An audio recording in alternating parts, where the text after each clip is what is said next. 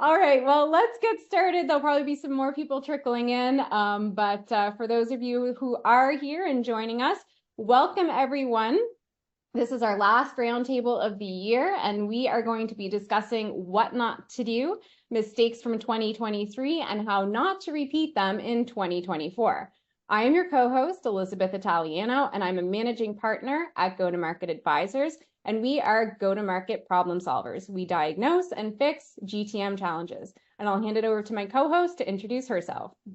Hi, my name is Indu. I'm a managing director at GTM Advisors, leading our sales practice. Great, thanks, Indu. So one quick logistics note before we get started, please submit any questions through the chat. We do have everyone on mute just to avoid background noise, but we are happy to take questions via the chat. So I am really excited for today's discussion with our highly experienced and amazing executive panelists. We have tough love, tough questions, and tons of learning opportunities for you all today. So today we're going to be discussing the impact of the economic volatility on go-to-market teams in 2023, some of the consequences of decisions made last year in 2022 that have surfaced this year. We'll also be discussing learnings from industry mistakes of this year and what not to do going into 2024. And last but not least, we certainly cannot talk about this year or next without discussing AI. So there's no question that 2023 has been a very challenging year. For many, it's been the most challenging year of their career. It's been tough mentally, emotionally, and financially. While there has been macroeconomic factors out of our control that have contributed to this difficult year, there have been mistakes that, if we're really honest with ourselves, that we've made that have contributed to the current state we find ourselves in. But that also means this is a tremendous opportunity for learning and growth. After all, mistakes are one of the most valuable learning lessons. One of the most important aspects of being a leader is facing mistakes, learning from them, and the ability to rebound. These learning lessons help us to avoid the same pitfalls in the future. So in short, one of the biggest opportunities for growth is learning what not to do. So Indu and I plan to kick off the discussion with calling out one of the biggest mistakes or most frequent mistakes that we've seen this year. And I'm really sorry, Indu, but I had a tie, so I'm going to call out two. Then we'll hand it over to the panelists. But one of the biggest mistakes that I've seen again and again this year is really an ineffective use of data. And so sometimes it's because of mismanagement of data. Other times it's because of a lack of understanding of how to work with data in a way that turns it into meaningful information for leaders so they can make informed decisions.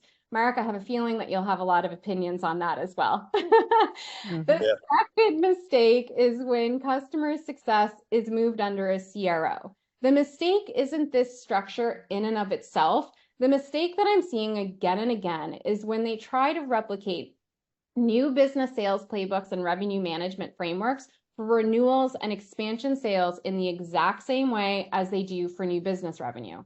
While there are some consistent elements that can be applied to both, there are key differences that need to be put in place, or else the very revenue they are seeking to retain is put at risk, as are the expansion opportunities.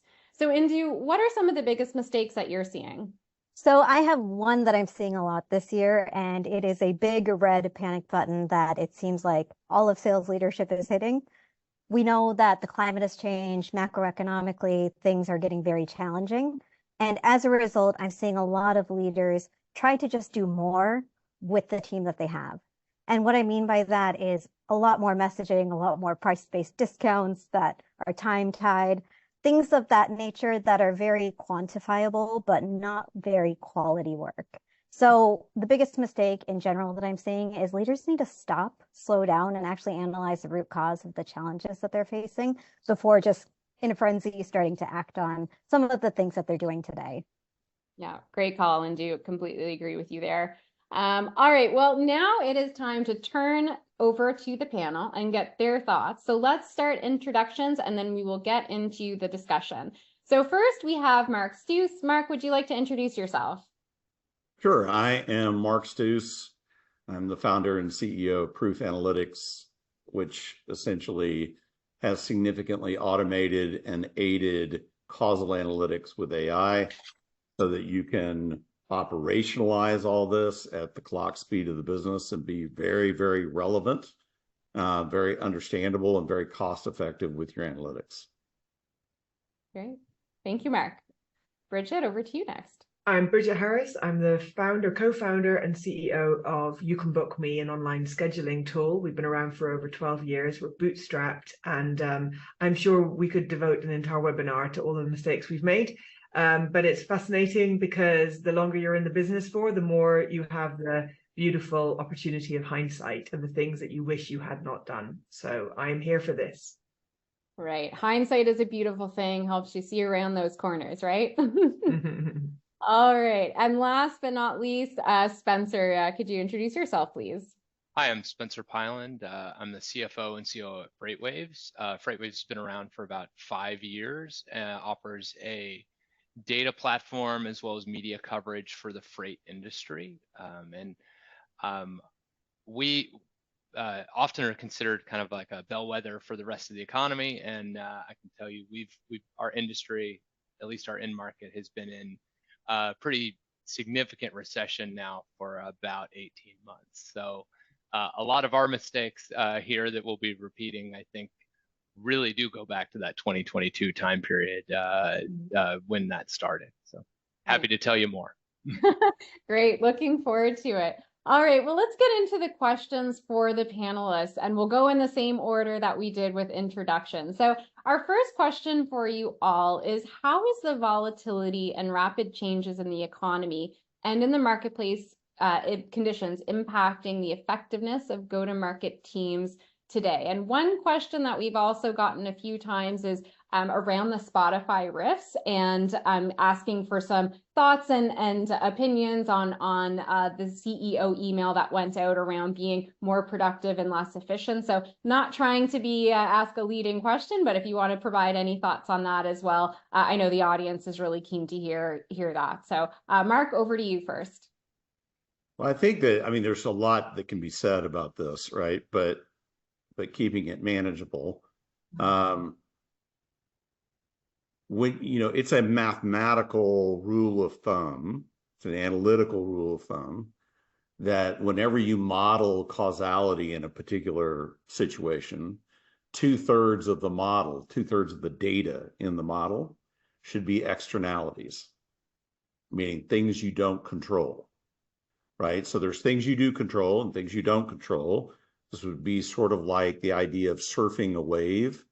Okay, you do not control the wave at all, right? If you think somehow you have that ability, let's talk afterwards because I want to see this, right? And so it's all comes down to how well you have the quality of your feedback loops with the wave, how well you understand what is happening under your board, right? How quickly you can adjust and decide, make a new decision about what to do next. Is the agility of your decision making is super key, right? So past is never prologue, okay? In the most stable set of circumstances that we have all ever experienced, it's still not. You just don't perceive it quite like you do today. Today, it's very, very clear, okay, that stuff is swirling around you all the time, changing under your feet. Cost of cash has changed dramatically. Availability of cash has changed dramatically. All that has compounded opportunity cost on cash to the point where a lot of the Fortune 1000 CEOs and CFOs that I speak to and have spoken to, you know, in last year for my book, have said that it essentially means that you can't be substantially wrong anymore. Which is you know, I mean, we're all human, right? So, I mean, what does that actually mean?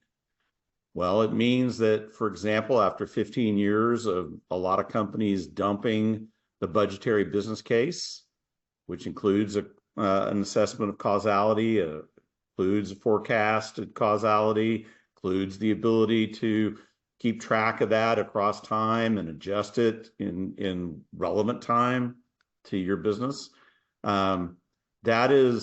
That's where it's all at. I mean, you can't remove all the risk and all the variability, but you can do a lot to get a much better grip on it and mitigate it. So that's really I think a huge part of it that people are more aware of today. I think it started in the back half of COVID and has continued on into the last, say, 18 to 24 months.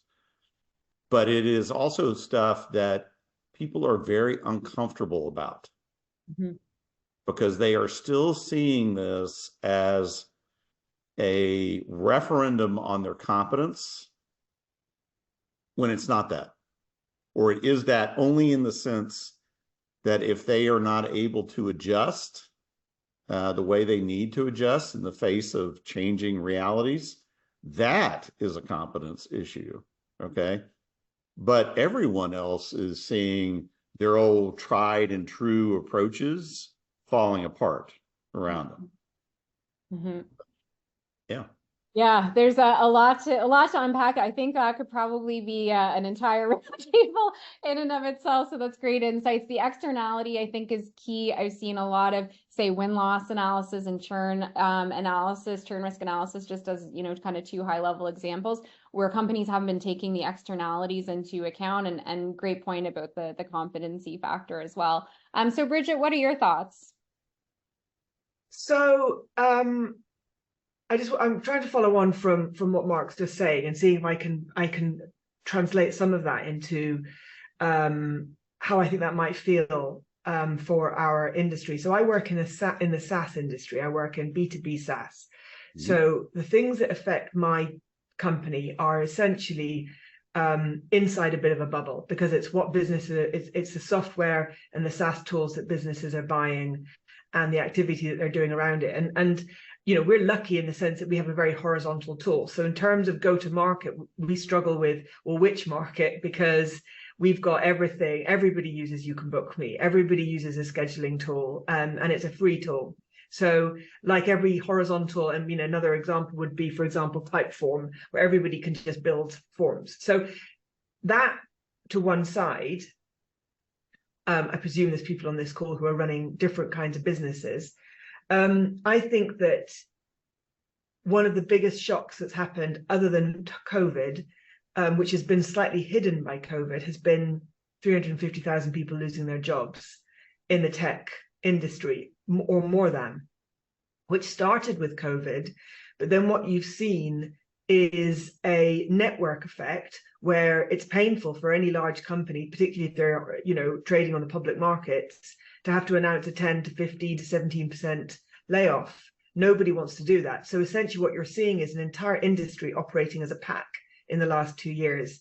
They hired in the space of a couple of years, they added 20, 30% headcount.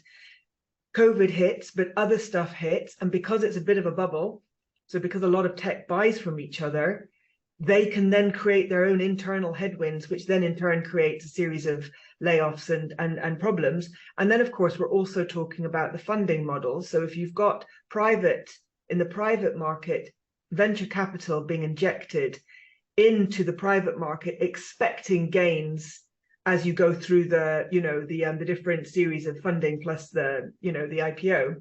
If you start to see that public market being threatened, you start to make adjustments early on about what your gains are going to be. So you have this total perfect storm affecting this one industry. And I think, sorry? Mason. Oh, I think we've got somebody on. So I think that's for me is the big picture. We've had COVID and these nearly 500,000 perhaps maximum people have lost their jobs. And I think to get it down to kind of, well, what does that mean for anybody on this call and how do they feel about it? The way I see it is that we need to be more honest with each other as an industry about what kind of jobs these jobs are. Because these are not jobs where if you become a teacher, you become a teacher for 30 years. You would expect to keep on going and getting better at your profession. These are not professional jobs in the traditional sense where you can get a craft, and a qualification, and then you could do a 30-year stint. And I see, and I'm being kind of a bit of the devil's advocate here, but I see a lot of software companies where they've got teams of maybe 20, 30, 40 people, maybe they get to 150 people or 250 people. And I have to ask you, how many old people are in that photo? And it's very few. Maybe some of the founders, maybe some of the, the hangers oners, but generally speaking, I think there's a danger in our industry that it's becoming an industry for people in their 20s and maybe 30s, because those are the only kind of people that can survive in a sort of volatile labor market where they're only being expected to do jobs for 1 or 2 years in venture-backed companies, which are then essentially spending the money and then raising up the drawbridge the minute that they see some kind of risk to their longer term investment or gain. And I just think it's a bit more of an existential threat than we are maybe acknowledging at the moment, because we are not investing in a longer term human resources of people, human beings in our industry. And I think that then obviously then coming up on the rear after all of that is AI, which then immediately threatens some of the competencies of those jobs in the first place. So I think that it's more complicated than just COVID or a little bit of overhiring. I do think I'm old enough, I am old, if that wasn't clear, I am old enough to understand what the first bubble of 2000 felt like, when everybody thought e-commerce, that has only just really got going in the last few years. E-commerce was the future in 2000, when we were all worried about Y2K, and then there was the bubble burst then, and then SaaS started to build on top from 2002, 2003 to 2010, and then you get these giants emerge like Dropbox and Facebook and these other huge companies, and then since the last 10 years it's just gone a bit mad, and I just think that we're heading for probably quite a significant macroeconomic correction in the value of venture capital. I will end it there. Discuss. Yeah. I'd like to just say that I really loved that, and really agree with it. And it's not AI as a technology that is going to create the problem. It's the misunderstandings around what AI, particularly Gen AI, but also other kinds of AI, can really do for real, right? And there's going to be there already are a lot of leaders who have a fantasy, right, about AI that is just not real. It's just 100%, especially when you suddenly see it's B2B SaaS trying to replace human being jobs with AI jobs to try to sell B2B SaaS. So if you think about it, it makes no sense for a B2B SaaS marketing company to say, let's just get AI to write all of our content, if the buyers on the other side are also AI, because they don't give, I'm not sure what the swearing policy is. They don't give a monkey. What you're describing, I heard described last night, okay, as playing musical chairs on the Titanic. Okay, as every time everyone goes around, you remove one more chair. Right, but you see, the thing is that human beings will remain. So we need to have this discussion, because we can't just have. I think the critical thing here that you're identifying, Mark, is that there's going to be no financial value in B2B SaaS that is simply being run by AI bots. It is only valuable because human beings find these tools interesting. So I suppose my main point here that I'm saying we need to discuss is, in whose interest is this particular industry for? So you can say there's an interest in an education industry because teachers teach kids, but in whose interest does B2B SaaS exist for? Because it can't just be replaced by AI bots. You can't just reduce the cost of supply down by 15 times and still expect the value of that industry to be the same. You can't just globalize the cost of labor and expect the value of that industry to be the same. So that's why I'm saying I think that the value of VC capital markets is broken, because it's eaten itself by its own innovation, which is an interesting thing to watch for us as a generation. But I think that we should see it for what it is, and it isn't to do with human labor. Yeah, those are really excellent points. And Spencer, I'd love to hear your thoughts on all of that. So there's a lot of different directions we could go there, but I want to hit on this little different part that Mark started with, which is kind of that external data informing what you do here inside your business. I mean, for us, our product is a market data business. I mean, we serve market data for the freight and logistics industry to buyers and sellers of freight. So shippers, brokers, carriers buy our data to get a sense of what the market looks like. And we saw kind of in the into the first quarter of 2022 that the market had peaked and we were starting to see overcapacity from a truck standpoint and flattening demand from a goods standpoint. I mean, which makes sense, right? Exiting COVID, people want to go on vacations. Like the services economy was starting to eat into consumers' wallet and doing the, replacing some of the dollars that goods had taken over the last several years. Goods go on a truck, services do not. So naturally, like that impacted our business. Yet we looked at that and basically said, yeah, that's definitely going to be a headwind, but probably really only for our SMB and mid-market set. And we've already made this pivot to enterprise. This should be really helpful for us in the end, because it'll consolidate more of these brokers and carriers into larger enterprise, which are, hey, that's our target market. That's fantastic. So we continue to invest throughout, pretty much for the next 6 months, while we're essentially seeing very little of the actual slowdown in our go-to-market motion. Yet we began to see it at the end of 2022 in pipeline, and realistically for all of 2023 in terms of closed won. So for us, it's been like not paying attention to those macro level indicators, or in our product, the data in our own product, as a key input to our planning. And I think that for us is going to be really helpful for planning in 2024 as we start to see some stabilization in that market, some capacity coming out of the marketplace to where it will actually help our end customers. Got it. That is super helpful, Spencer. And I think that is something we see even across our client base, is there's a lot of focus on what's happening internally and how we can optimize that. But when we lose sight of the fact that there is a bigger macroeconomic picture that is sometimes stronger than what you can even control internally, you face big losses. You don't hit those targets. And as a company, it can really put you at a loss. Next question for you all.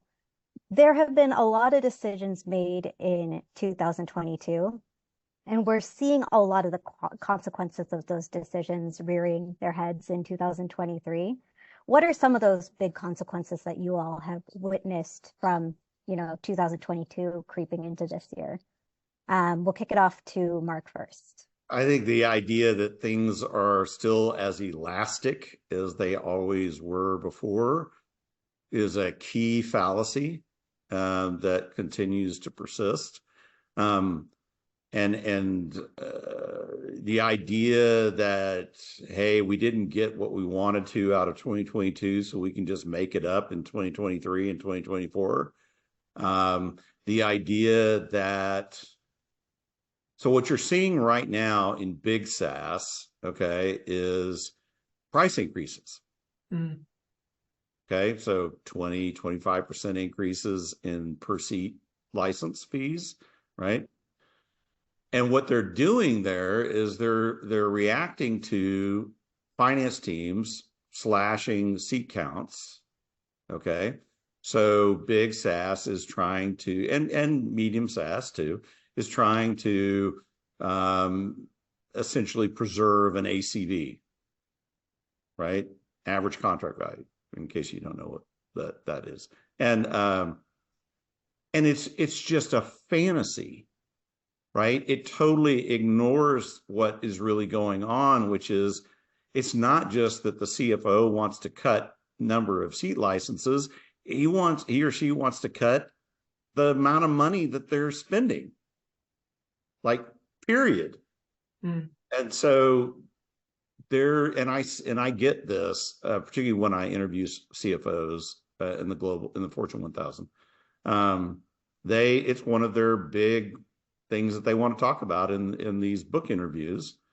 And they will say, like, a lot of them, like, if you can take any question, you can kind of plot the answers across a bell curve, right? And then the shape of the bell curve can move and all this kind of stuff. But I mean, there's concentration, and then there's stuff that peters out on either end. Not on this one, okay? Not on this one. It's near 100%. They are looking for not just pricing changes, pricing drops, restructures, whatever you want to call it. They're looking for pricing reform in SaaS. So can I ask you, what's their response then when they see the response of putting the price up because they've halved the number of seats they're buying, so that what they're paying doesn't change? Are they more likely to look for cheaper alternatives? Are they more likely to churn? What do they do? Because it's the CFOs against the CFOs, isn't it? So actually, they are much more likely to churn, and or look for lower cost alternatives, right? But that is part of the answer. The other part of the answer is the extent to which they are just pissed about this, right? So I don't know how many of you who are listening have ever tried to do a two-handed flip off. Okay, it's hard shooting the bird simultaneously with both hands. Okay, you have to be exceptionally coordinated to do this. This CFO did it in the interview, right? And did it so fast, okay, with such speed and agility and alacrity, okay, that you knew this was something that he did with some frequency. Like the muscle memory was totally there, okay? So that's really where they are, right? They are really ticked, right? And they are looking for almost like a Dell-esque change in SaaS pricing models. Can I just ask again, Mark, because my theory about this, I completely agree with you. I think the cost of services as well as the cost of labor is going to change. But can I ask you, I think there's a lot of complacency in huge enterprise pricing, because what they know is the buyer is just writing a check on behalf of the VC funding. So it's about profitability. So we haven't talked about it just yet. But the reason why they're trying to cut costs is because they're trying to, break even. And previously, breaking even wasn't necessary. So everybody knew it. So you're in this world where, yeah, that's going to cost $20,000. It doesn't really obviously cost $20,000, but you can say it because the money is coming from investors, not coming from customers. And I know, Elizabeth, you spotted this. I said this on LinkedIn recently, which is it matters where your money's coming from. So as a bootstrap company, we're super mean, when we pay, because this is customer money we're spending, on this thing. So if somebody comes and says that's going to be $150,000, we can say, well, I'm sorry, we're just not in that buying market. We're not going to give you our money. Do you think that people are starting to understand essentially the value of money that way? Absolutely. I mean, the latest data on enterprise B2B deal flow in the last, say, 2 quarters. I'm pretty sure this is Gartner data, but it might be Forrester. We're talking about roughly 2/3 of deals are ending in no decision. Yeah. Okay. I think these are what that also means, okay, is that this is usually happening hard on, right, a renewal or some sort of transition, right? And so it means that they're just letting it drop. So it's not just that they are not completing the RFP, okay? It's that they are also not doing anything, right? So like the other part to this, which is, I think, really existential and goes to Bridget's earlier point, like maximally, okay, is There's been a documented gap that has been gradually expanding over, say, the last 10 years and is now accelerating significantly between the power and the capacity, capability of the latest gen of tech, fill in the blank, whatever you want, right? And the ability of the average company team to extract value, enough value from that tech to make it worthwhile. So this is not just about, hey, I've got too many seats, I need to trim my seats. And if I can do that, then everything else is cool, right? This is also about utility and utilization and value extraction. And too many of these teams, and I'm sorry to say it, but it's just really the super truth, right? Go to market is the worst. And there are some that are real close run to go to market, right? But they're pretty much the worst at this. They don't even have a story that they can tell about how they are theoretically getting value. They just have nothing, right? And so they're just getting whacked right now in this whole area. I mean, if you are in MarTech SaaS, 2023 was probably hard, but you had some buffer in there because the way the dates fell. But 2024, 2025, it's going to be brutal.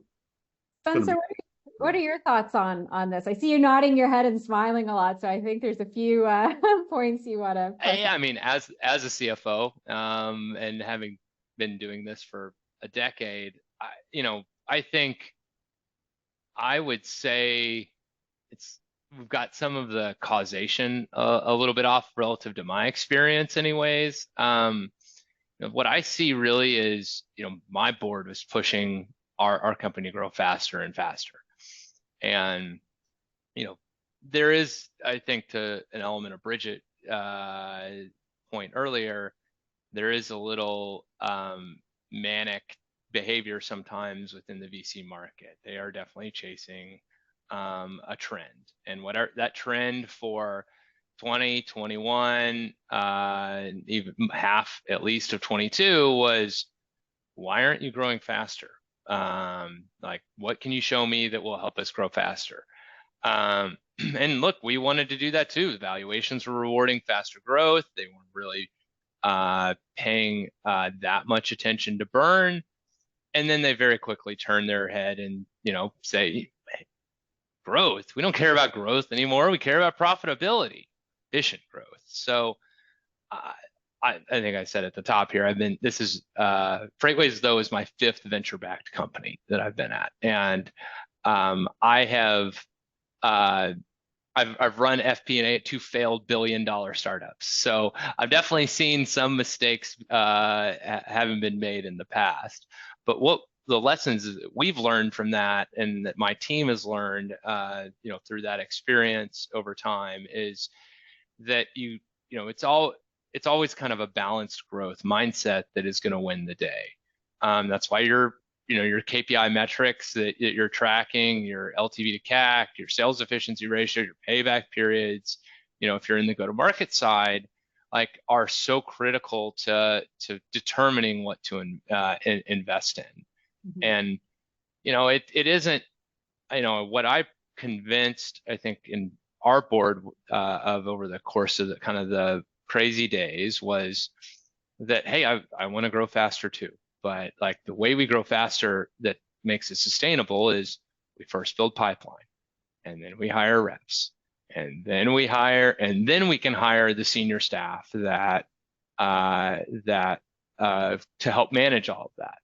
And if I'm looking back at what I think we could have done a little bit better, is I think we could have been a little more maniacal about, like, I want to bust at the seams I want AEs turning down deals, new leads coming in because they just can't handle anything before I hire that next AE. And, by the way, that is might be a trope of CFOs, and it was an odd thing for the at the time I was running go to market to say, but you end up really end up paying for it if you don't follow that pathway. And now that we're kind of no longer in the ZERP easy money days, like we're gonna, I think, go back there. As it relates to what Mark was saying in terms of like buying software, the negotiations I'm having with my team internally and with vendors is we bought a whole bunch of stuff over the last 3 years. And you know what? My signature's on almost every single one of those things. But guess what? We didn't get the value out of the premium offering of Gong with the coaching and all these different components. Why do we need this going forward? Mm-hmm. And I'm going to use Gong just because I think that they're a pretty broad-based solution that probably a lot of the folks on the phone or listening to the recording have, like, not easy to deal with. They haven't woken up and realized it's a different age. So we just told them, you know what? Call recording has been relatively commoditized over the last couple of years. I really am not using it any more than to pull out snippets and talk about like, hey, this customer has this issue, or this customer said this awesome thing about us, or this prospect, they really, this is our signal that they're going to buy. Other than that, like, everything else is a little bit of a bell and whistle. And we're out of the bell and whistle time frame here at FreightWaves. And I think that you can probably share that across a lot of other companies. So we're simplifying our tech stack. We're getting down to the stuff that actually is necessary to run the business. Mm. And that's kind of where we're landing on our side. And so it makes the conversation, like with these vendors, it's like, look, you're either going to get religion about what this is going to, like, what this should cost for us, or we're going to move on. It's a pretty competitive landscape out there, and a lot of people will accept lower cost products. I completely agree. Don't have everything. I think, do you know what? I genuinely, and I think people love calling this and have done for the last 20 years, but I really do think this is a Kodak moment for a lot of 20-year-old software companies that build up a huge amount of enterprise moat around them, thinking everybody would always buy, and all they needed to do was keep putting prices up.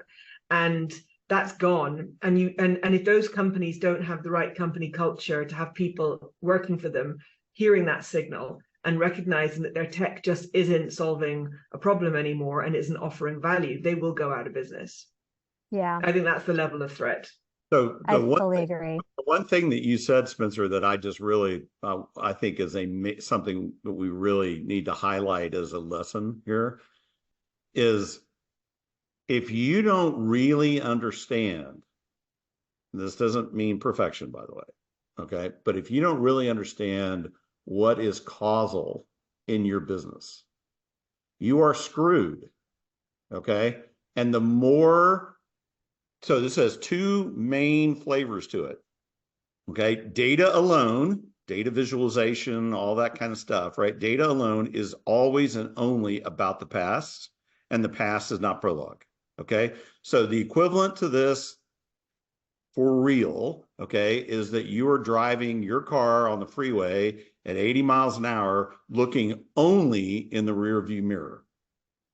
So how do you think that's going to end at some point, right? It's going to not be happy. Okay, so this is what happens with actually a lot of CFOs, right? Is that they are only looking at history.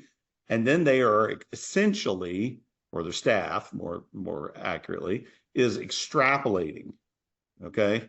And in a reasonably stable market situation, you can avoid getting bit doing that, right?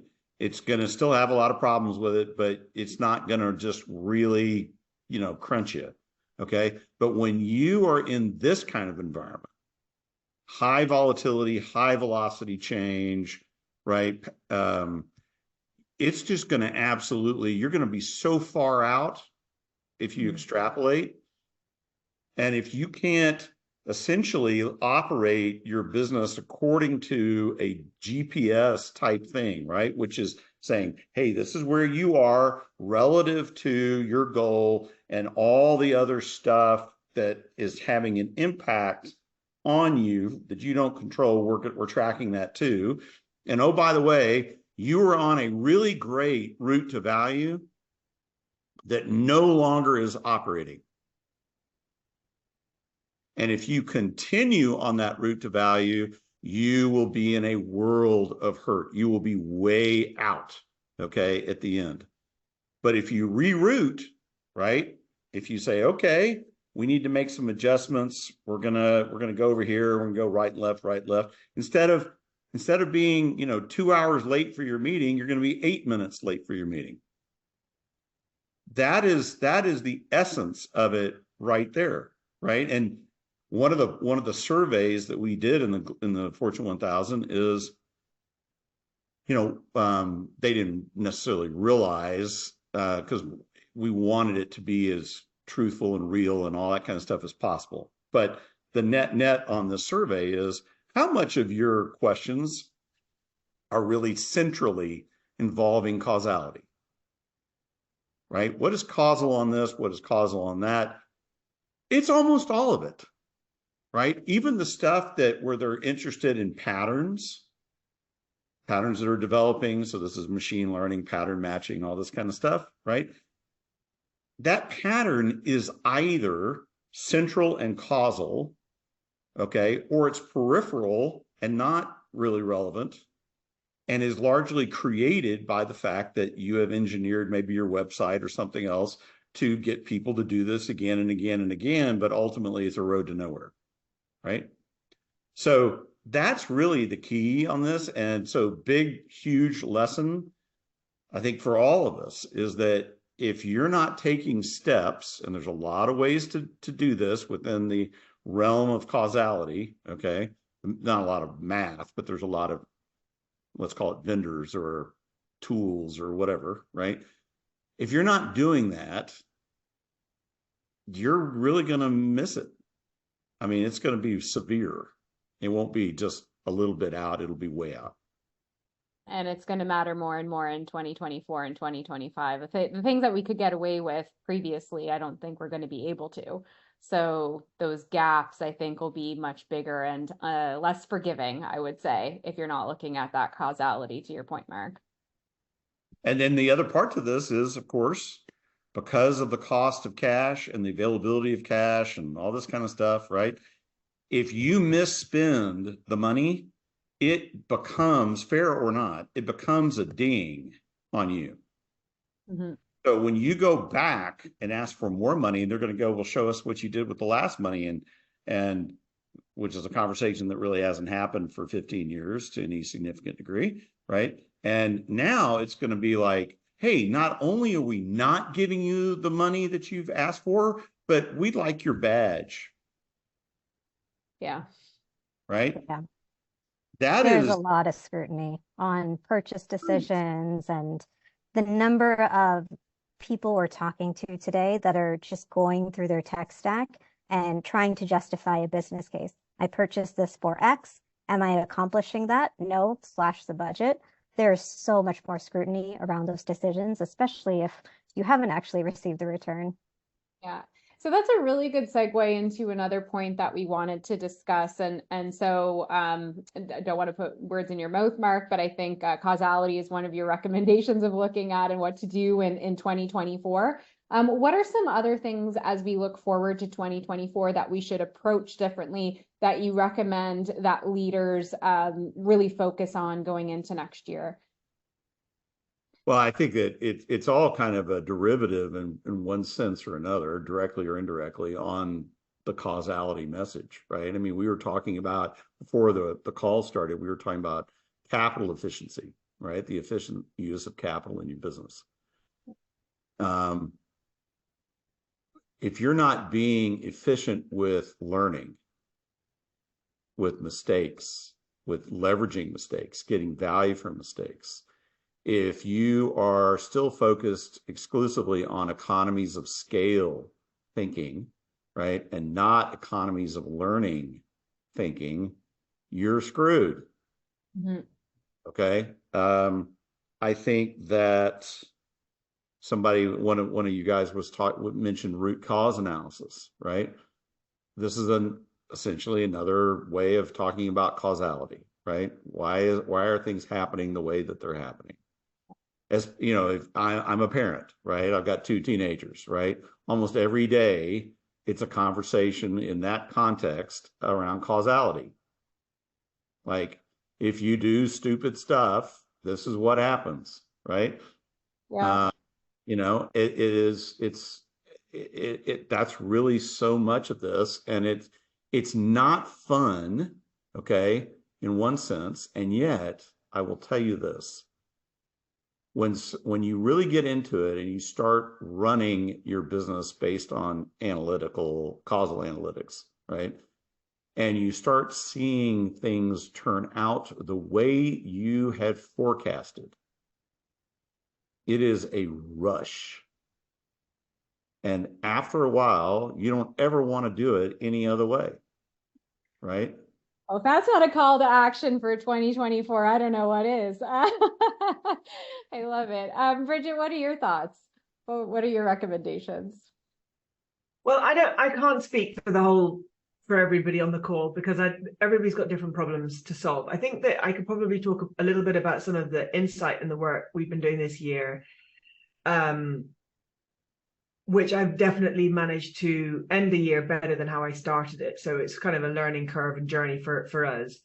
And I think it's about people. And I think that's related to the point about AI. I think that for any people-led organization, regardless of what kind of business they're in or what software they're building or product they're flogging or services they're offering, at the end of the day, if you're in business to provide economic value to customers and to the people who work for you, and you're inside a market where the market is sustaining your business and everybody gets to go home and have tea with their teenagers, I think people are going to need more meaning and mission in their lives. And I think that their relationship to work is going to be different. And I think that companies need to respond to that. So, you know, it's interesting. I in my background, I used to work in the public sector. And of course, the ethos for people working in the public sector is very different to the private sector because it's predicated on the idea that you're doing something for the public good. And on that basis, you don't get paid as much, but you get higher job security, higher benefits. And there's in some ways a sense and an expectation that the government is, I know this is coming from a European perspective, by the way, so I'm not trying to enter into the capitalism, you know, versus socialism debate by any means. However, my point is that you have, in terms of supply and demand in a labor market, being driven in the public sector by the fact that a job is a good thing in and of itself. So if you just employ people to sweep the streets and to staff the hospitals and to teach in the schools, that is a function of government, is to pay for people in the public sector to have those jobs. Now, we don't have that in the private sector. We have to kind of create mission, vision, and values in the private sector to have that conversation with people. And again, it's the same point. There's a lot more younger people, obviously. You know, you've got people in the labor force now in their 20s who are brought up in a post-internet enabled world. So for them, it's not just fun and exciting to work in software. They have to know what it's for and what its purpose and mission and values is. And I think that the investment that you can do, and there's loads of business books, loads of management consultancy around this, loads of thought leadership around this. Everybody's talking about it on LinkedIn. It's not hard to find good thought leaders talking about people, culture, and values inside businesses. But I think that if we are going to recreate, you know, a stronger, more robust mission and narrative inside the software industry, in the face of using AI as a part of the tools that we're now using to solve problems, we have to understand what is human intelligence? I know I'm sounding a bit, you know, naff now, but what's human intelligence versus artificial intelligence? It can't just all be about AI. It has to be about humans, and it has to be about serving a purpose, I would think, as a sort of a part reaction that gives our industry some more resilience inside its place inside an economic market. Yeah, I completely agree. And I think that we have to go way beyond mission, vision, values on a website. It has to be lived and breathed, and it has to actually be day to day, because people just are not, a lot of people just are not going to get out of bed for something that they're not believing in and give it their all. It has changed, you know, quite dramatically from when I graduated university almost 20 years ago. So yeah, I love that, Bridget. That's great. Thank you. Spencer, what are your thoughts? So maybe slightly more practical for my more practical brain. Like we, from a go-to-market standpoint, like we're really focusing on getting back to basics. Like we experimented a lot over the last 3 years and we made a lot of progress, but it's about getting back to kind of the efficient growth that that we know we can achieve on our side. So that means running that, you know, slightly thinner sales team than we previously had. It means fewer layers of management. It means focusing on our efficient marketing channels and really not making giant bets on unproven elements. On my product side, that's a little bit different story. I mean, that is an area where even during our in-market recession that our customers have been feeling, we've really tried to deliver continuous value and continuous investment there. We operate in a pretty cyclical market, so for us, it's necessary for us to keep that level of investment pretty consistent so that we can have consistent product improvement over time. And so it's a sacrifice that we're trying to make on the go-to-market side, is try to retain all the smart stuff we put together over the last several years, and so that we can begin to add to that when the market turns around for us. And like I said earlier, looking at our market value, our market data to impact our strategy is going to be a big part when we're going to turn that faucet back on again. In the meantime, it's sales efficiency, it's quota attainment, it's lowering paybacks, it's focusing on margin, all the things to drive the necessary investment KPIs that warrant additional investment should we ever need it. Yeah, that's great. So I love the diversity, but all very excellent and valid thoughts of what we need to think about going into 2024 and beyond. So we have 5 minutes left, and I do want to get to the AI question, and I'll ask it, I guess, a bit more broadly than originally intended, since we only have the 5 minutes left. But when it comes to AI, and the choice is yours, what would you recommend not doing with AI going into 2024? So some of the mistakes that you're seeing that you don't think should be replicated, or what do you think are some of the advantages and opportunities with AI? So I know that's a really big question for 5 minutes, but if we can, summarize maybe some of our thoughts, I think the audience would appreciate that. So Mark, start with you. I think we just have to be really honest about this, right? And I'm kind of,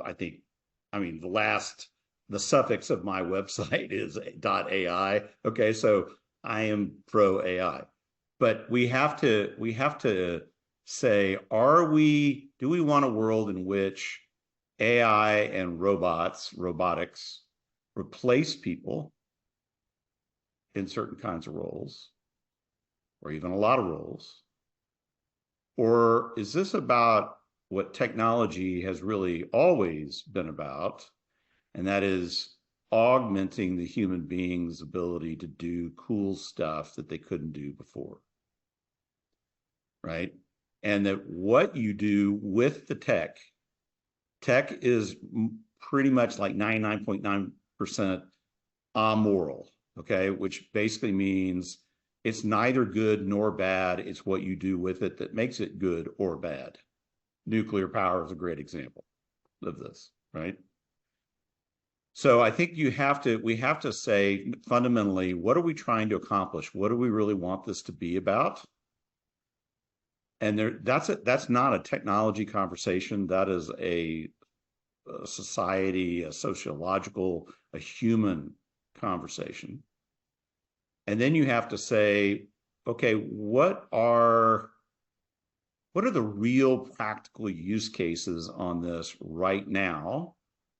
that are also non-destructive. So LLM, public LLM, right? Been hugely popular for the last 14, 15 months, something like that, right? You're already seeing massive degradation in content quality online, right? This is a race to the bottom right now, anyway. Okay. You are seeing stuff, you're seeing it weaponized. So, one of the lessons of history is if you want to understand the power of a technology, look at the speed with which it is weaponized. And in this sense, I'm using it in the broadest sense of the word, right? So, what are we seeing? We are seeing the advent of buyer apps, okay? Not necessarily a bad idea, okay? But in the same way that SEO content has been written for years now, that will never be seen at all by a human eye, okay? It'll be read only by algorithm. The same thing is being done now with these buyer apps. And for the first time, what you're seeing is, because it's invisible to most people, right?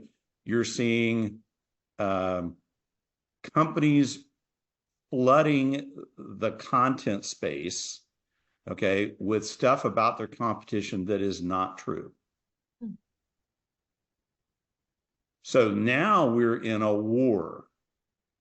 And there's, we're talking about back and forth, attack and defense, one of the oldest dynamics in human history, right? So what is AI going to have to be used for? It's going to have to be used to counter that, identify it, cancel it out whenever possible, right?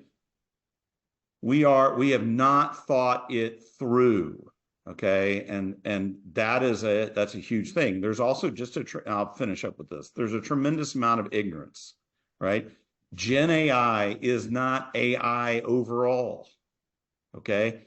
And Gen AI, your experience, my experience with different tools, ChatGPT, et cetera, okay, would not have been what it has been in the last 14 months if it weren't able to suck on big data caches in the internet.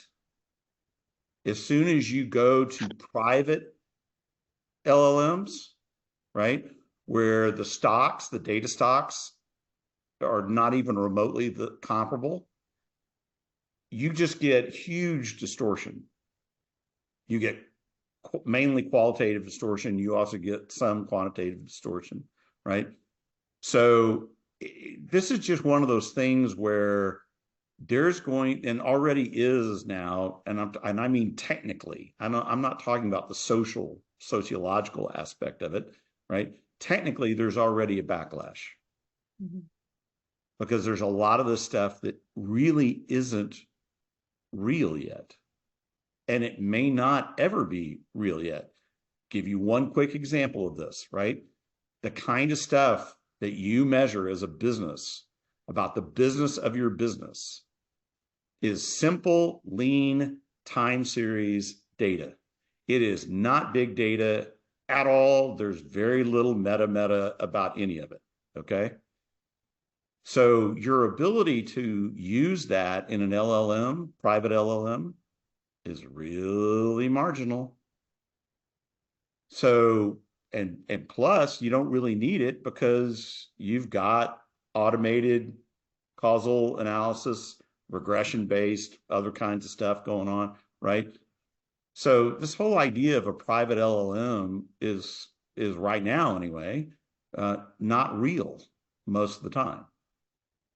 So that's just I think we all have to step back, but we don't want to step back because we've got, FOMO to the max, right?